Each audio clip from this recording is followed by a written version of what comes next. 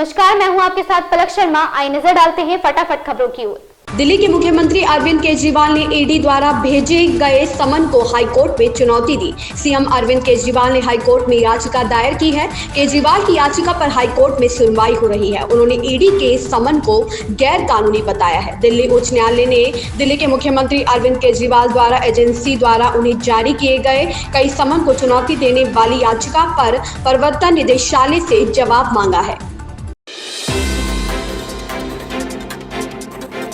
तेलंगाना की राज्यपाल तमिलिसाई सुंदरराजन ने बुधवार को एक बार फिर भाजपा का हाथ थाम लिया है। उन्होंने 2 दिन पहले ही राज्यपाल पद से इस्तीफा दिया था। सुंदरराजन ने भाजपा में शामिल होने के बाद कहा, मैं चुनाव लड़ना चाहती हूं और मैंने यह इच्छा अपनी पार्टी को भी बताई है। मैं खुश हूं कि मुझे एक बार फिर से सदस्यता कार्ड मिल गया है जो मेरे पास है। यह सबसे खुशी का दिन है। यह एक कठिन फैसला है और एक अच्छा निर्णय है।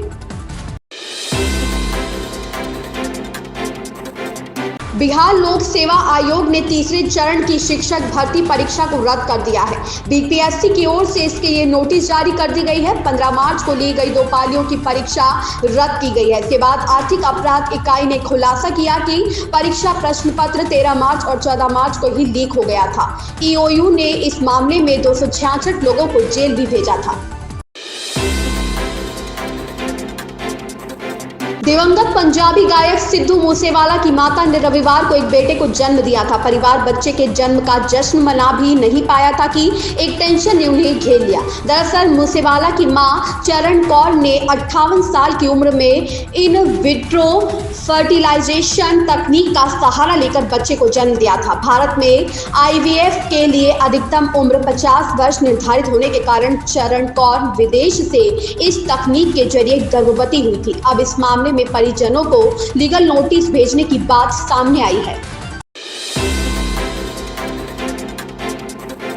रामेश्वरम कैफे ब्लास्ट मामले में दिए गए बयान पर केंद्रीय मंत्री शोभा करंदलाजे की मुश्किलें बढ़ती दिख रही है। शोभा करंदलाजे ने दावा किया था कि रामेश्वरम कैफे ब्लास्ट में शामिल संदिग्ध तमिलनाडु का रहने वाला है। हालांकि अपने इस बयान के बाद उन्होंने माफी भी मांग ली थी। अब डीएमके ने करंदलाजे के बयान पर चुनाव आयोग में शिकायत दर्ज की है। अभिनेत्री प्रियंका चोपड़ा बुधवार को अपने पति निक व बेटी के साथ अयोध्या पहुंची। इस मौके पर इंडियन लुक में नजर आई। उन्होंने अपने परिवार के साथ रामलला के दर्शन किए। उन्होंने करीब 30 मिनट रामलला के दरबार में दर्शन पूजन किया। राम मंदिर ट्रस्ट की ओर से उनका अभिनंदन किया गया। प्रियंका के पति निक भी इंडियन लुक में नजर आ रहे थे। उन्होंने सफेद रंग का कुर्ता पायजामा पहना हुआ था। वहीं प्रियंका चोपड़ा पीले रंग की साड़ी में नजर आई।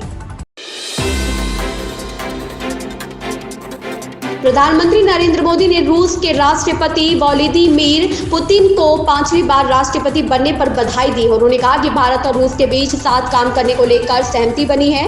पीएम मोदी ने कहा कि आने वाले वर्षों में भारत और रूस के विशेष एवं विशेषाधिकार प्राप्त रणनीतिक साझेदारी को और प्रगाढ़ बनाने की दिशा में प्रयास किए जाएंगे।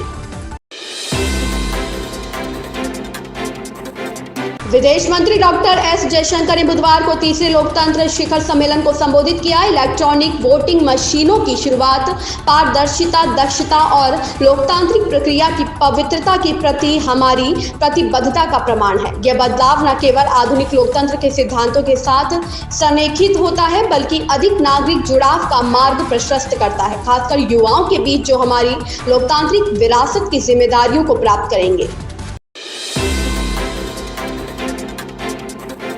सुप्रीम कोर्ट ने बुधवार को तृणमूल कांग्रेस के सांसद अभिषेक बनर्जी के उस अनुरोध को स्वीकार कर लिया जिसमें अप्रैल और जून के बीच होने वाले आम चुनावों के पूरा होने तक मनी लॉन्ड्रिंग मामले से संबंधित जांच के लिए प्रवर्तन निदेशालय को उन्हें बुलाने से रोकने की मांग की गई थी। याचिकाकर्ता के वकील का कहना है कि याचिकाकर्ता एक सांसद है और वह आम चुनाव लड़ रहा है, जिसके मद्देनजर मामले को जुलाई तक के लिए टाल दिया जाए। अदालत ने कहा कि इस मामले को 10 जुलाई को सूचीबद्ध करें।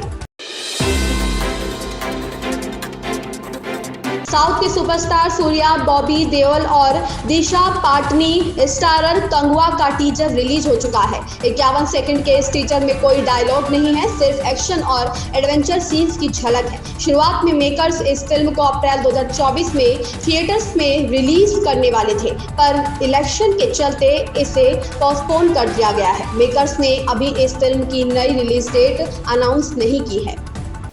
इन खबरों में बस इतना ही। बने रहे हमारे साथ।